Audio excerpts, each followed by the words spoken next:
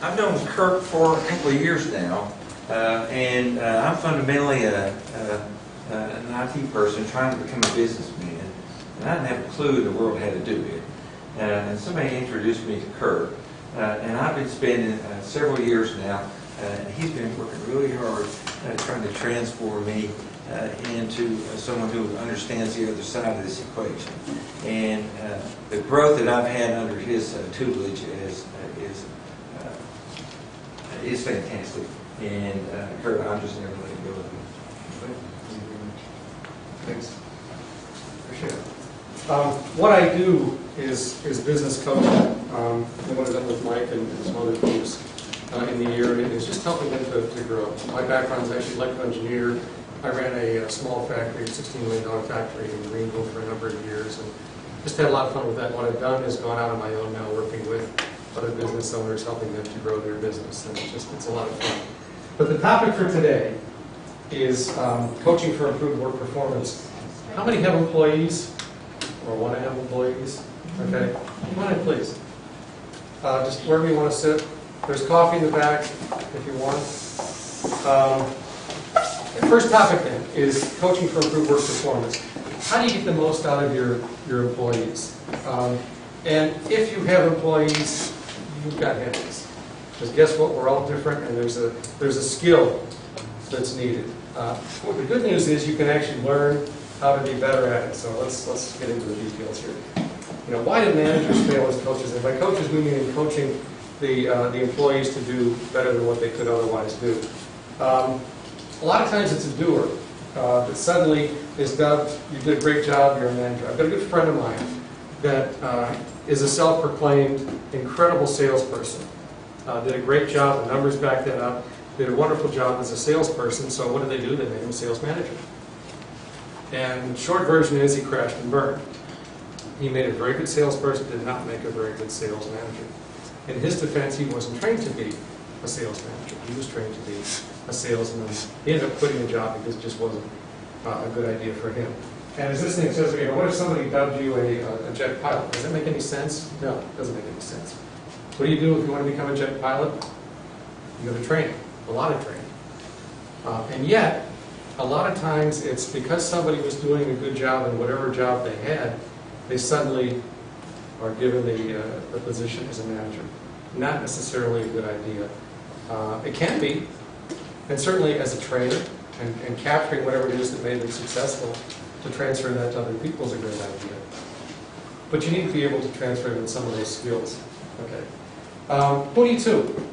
You know, a manager with 10 employees. Situation 1, the manager takes a day off. Situation 2, the 10 employees takes a day off.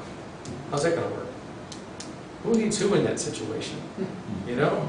Now that doesn't mean you let them run the situation, but it does mean that you realize the fact that they, in fact, need you.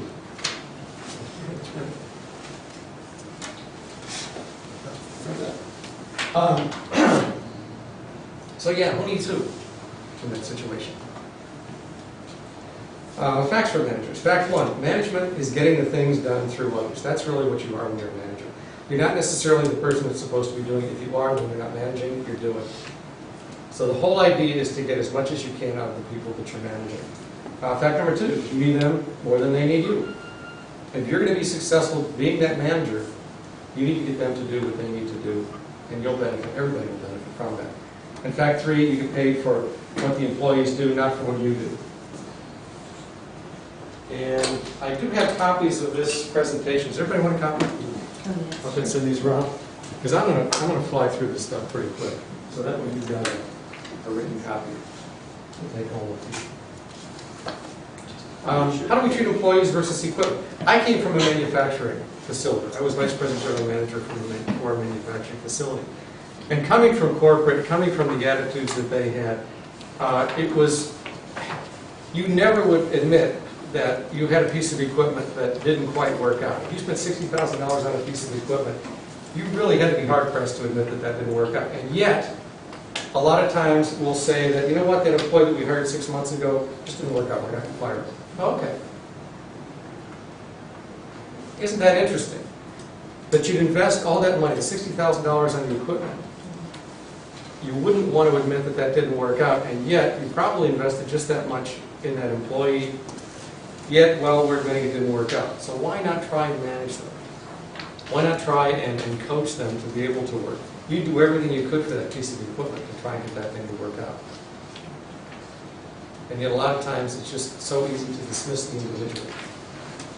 Okay? Environment is not a democracy. Got you ready? Sure. Okay. We'll do a little role play here to illustrate this. Hey Curt, how do you want me to do this?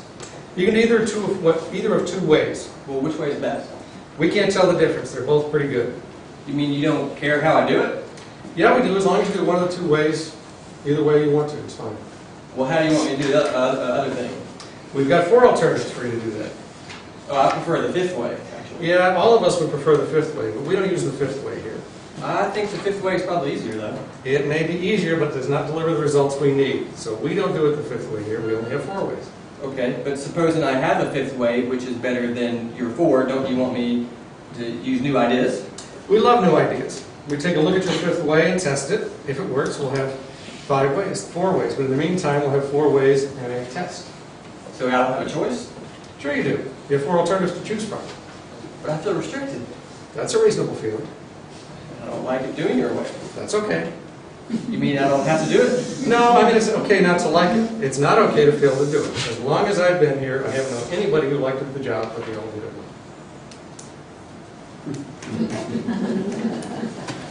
And the idea is not that you want to be necessarily restricted, but if you know a way works, or one of 4 ways work, then why not have the employees do it that way, as opposed to anarchy, everybody doing it their own way and that sort of thing. It's so common too, because especially when businesses start out, the jobs sort of evolve.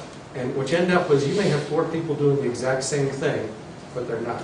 They have the same function, they're supposed to be achieving the same results, but they may not be systematized. Or when you do systematize, then somebody just doesn't want to do it that way. That's the one side of the coin. The other side of the coin is, yes, we want to find a better way to do it. You know, having come through the factory side, I'm a believer that there's always a better way of doing something. We just need to find it. Test it and measure it, and then let that become the 5th way. That make sense? Okay, motivation. When you have a critical task, who do you ask? The best workers or the screw-ups? Moral of the story, the less I do, the easier the workload. And aren't we guilty of that as bosses? You know, who do you call on? You call on the one that you know is going to do the job well. Why? Because they'll do the job well. The person that's a pain, that just doesn't want to do it, that whines and cries, and what, instead to avoid that. Their system is working. They do have a system. That whining and not wanting to do it is working for them. Okay? But it's not working for the business. Okay. The magic of feedback. What if they turned the lights off after you released the bowling ball? How well would that work? How's that for a visual? Okay? And yet, a lot of times that's exactly what we're doing in our businesses. If we're not providing the feedback, good and bad, then how does the employee know where they're at? Feedback is so critical and so often not done. The only time something is mentioned a lot of times in a business is when they screw up. If they really mess up, then we holler and scream and punish and whatever. But do we give them feedback? We give them course corrections when we're talking to our employees. Are we helping them in that process? And all of a sudden, if they screw up, well, did they know? Did they really understand what the right way to do it was? What the right results were? And if we're not telling them, how are they going to know? So, feedback. Neutral, positive, negative feedback. Clear expectations. You have job descriptions in place. What's the behavior that we're paying for? Feedback for performance. Does anybody know how to do it? You know, you may have trained, but then did you test? And you talk to some employers, it's, well, I didn't want to insult them by, making sure that they were tested. And that's not insulting anybody. That's making sure that what you said was understood. You know, I can say one thing, and I know what I'm talking about, but are you hearing the same thoughts that I'm trying to transfer? Maybe, maybe not. You know, I didn't grow up around here. I grew up north. You know, I may phrase things differently. You know, I'm starting to say you all, and I'm trying to get into some of that. Y'all. Yeah, y'all. Thank you. Yuns, Pittsburgh has a lot of Yuns. Or Ewans, yeah. But the point is, we all have different backgrounds. We all communicate slightly differently. And communication is really the response you get. It's not the words that you say, it's the response that you get. So if you're not getting, come on in. So if you're not getting the response, whose fault is that? It may be yours. So how can we better communicate? And it's the old joke, you start pointing that finger, you got one pointed in that direction, you got 3 more back at yourself, so be careful. So test your communication, okay? Behavior is a function of consequences. Behavior modification principles, positive consequences for positive behavior, negative consequences for negative behavior. And that's from the employee perspective. Think about a kid that's misbehaving. They're just acting terribly, okay? Doing whatever they wrong. They're knocking over cups, they're doing whatever they want. They may be craving attention. And what do? As soon as they do that kind of stuff, you sit them in the corner, you start talking to them and explaining to them how incorrect it was that they were doing. Was that punishment or was that reward? I'm confused. If what they were craving was attention, and what you gave was attention, even though you thought it was a negative, how is it from their perspective? So how is it from the employee's perspective that you're giving them feedback? It's got to be correct from their perspective. And I'm running through this pretty quickly. This is actually all from, a lot of it is from this book, The Stories Are Mine.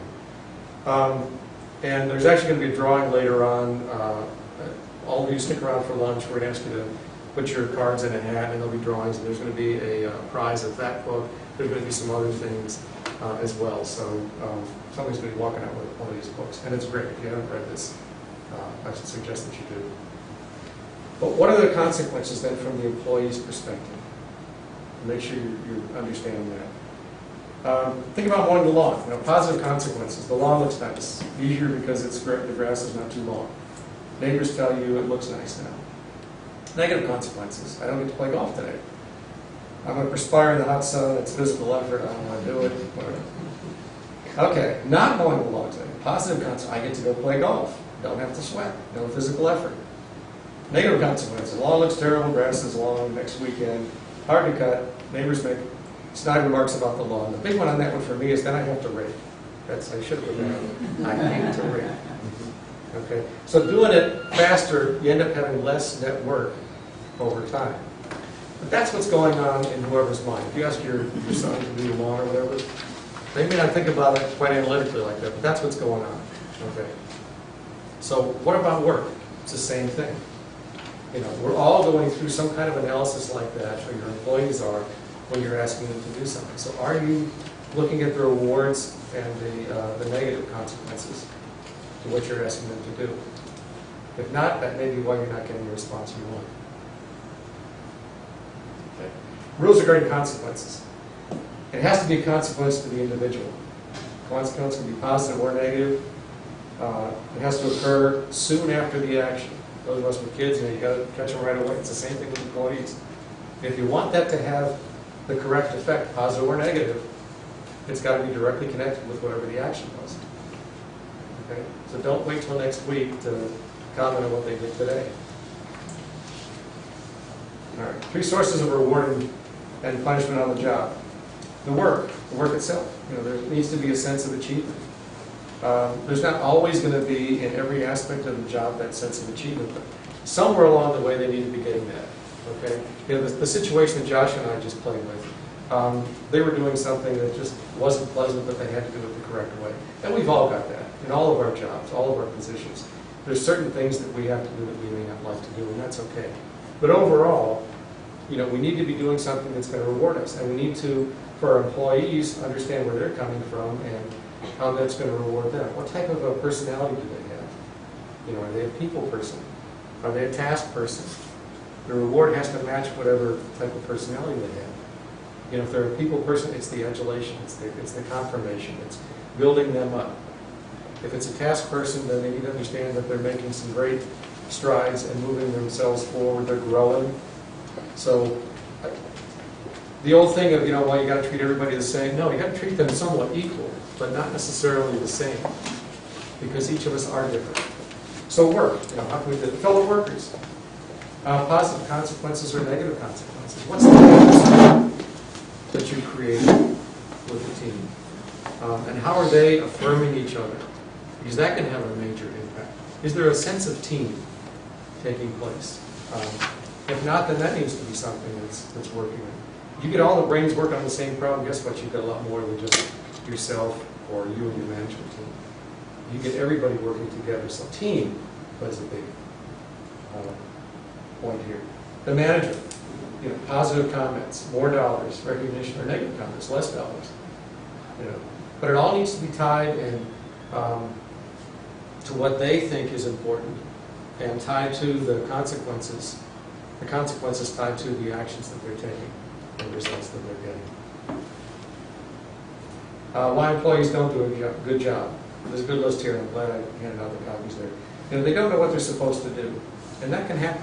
If they haven't been told, they may not know exactly what's required of them. They don't know how to do it. They haven't been taught the procedures and things like that. They may hand them the procedure manual, if there's a procedure manual, and assuming that they read it, assuming that they understood it, maybe not. That gets back to the personality thing, too. If you've got a kinesthetic type person that learns by touching and doing, and you hand them the book, good luck. You may actually have to teach them how to do it, show them how to do it. So, is that communication taking place? They don't know why they should do it. Some people need to know more about the why. Once they understand the why, they can drive themselves further, too. They can investigate once they bought into it, emotionally tied into the job. They think they're doing it. Lack of feedback, they just don't know. Obstacles beyond their control. Sometimes that can happen too. They don't have the physical capability. And maybe you didn't know, they can't lift that 50-pound thing, whatever it is, metaphorically or literally.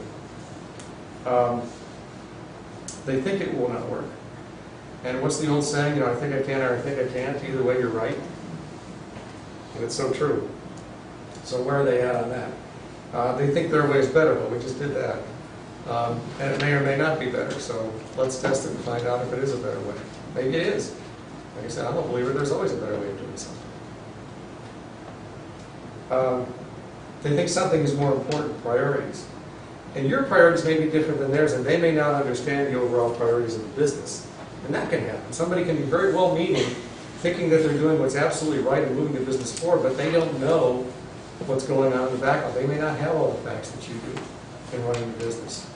So, find out why they did what they did and try to manage them through it. Positive consequences for them not doing it, that can happen, although it shouldn't. That's like the child, they get rewarded for acting up, well, they get the attention that they were craving by misbehaving. Negative consequences for them for doing it. Personal limits, again, they're not capable for some reason. Personal problems, fear, we're all guilty of that. There's certain things that each of us does not like to do that we're afraid of. I'm not the outgoing person, and it took me a long time to get comfortable speaking in front of groups. I'm more the analytical type. I'm more the one that I like to do it. I like the numbers and processing things like that. But I had to get myself so that I was comfortable in front of groups and train myself to be able to do that and realize that people didn't actually throw things at me when I stood up. That was a good feeling. No one could do it. They did something that was physically impossible for anybody to do. And we just assumed in giving that person a job that anybody could do it. Maybe not. So that's not fair. Anyway, we need to challenge ourselves and the process to see if it was reasonable before we throw the towel in on the employee. Communication is key. It's thought transmission, not information transmission. And this is not the Mr. Spock, I'm getting you to think what I want you to think. But it is saying that when you communicate to somebody, what you're really wanting them to do is adopt the thought that you had, not necessarily accepting the words. They can repeat the words back to you. But if you get them to say it back to you in different words and in a way that you understand that they have understood what you're trying to convey, then you got it. Okay? That's not necessarily an easy thing. And some people have more of a gift for that than others. Some are more empathetic and understanding, and it's reading faces, body language, all that kind of stuff. When you're a boss, you're a part-time psychologist, because get over it. It goes with the territory. But do they understand it? It's all about the communication. Okay, employee coaching analysis. Get his or her, this is if you have a problem, okay? You want to get their agreement. They need to agree with you that yes, there was a problem. You're trying to coach them through a process. they've done something totally incorrect, it's going to hurt the business, whatever it is, you need to coach them through that process.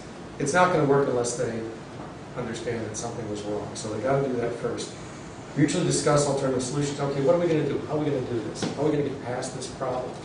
If we're trying to get more productivity on this machine, or if you're supplying a service, how can we better approach this service that we're talking about? Mutually agree on an action to take to solve the problem.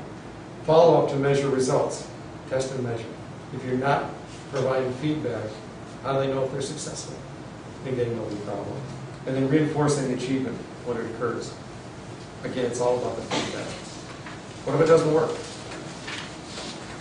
Conduct a coaching session to review results versus promises. If after 3 tries the employee does not live up to their commitments, then perhaps termination is necessary. But that should be the last result. Now that's not to say there may be, use the phrase today, a red line. If somebody crosses that red line, you know, be it hurting somebody else, certain language in front of clients, I mean, the list can go on and on. But there's certain things that if somebody crosses a line, that's it. You know, drugs, alcohol, whatever. That's a fireable offense. That's not what we're talking about. We're talking about the gray areas here and trying to work the person through that gray area. And I'm a firm believer, like Dave Ramsey said, people fire themselves. You know, if we're fair, if we're taking these efforts to try and work with an employee, they fire themselves. And in the book, and we're not going to have time to get into it here, there's a whole process, there's a questionnaire, there's a lot of ways of working with people to get them through this process, to help them overcome the problems.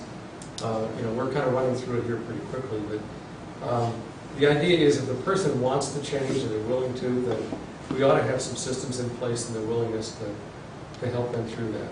In most cases, that's what happens.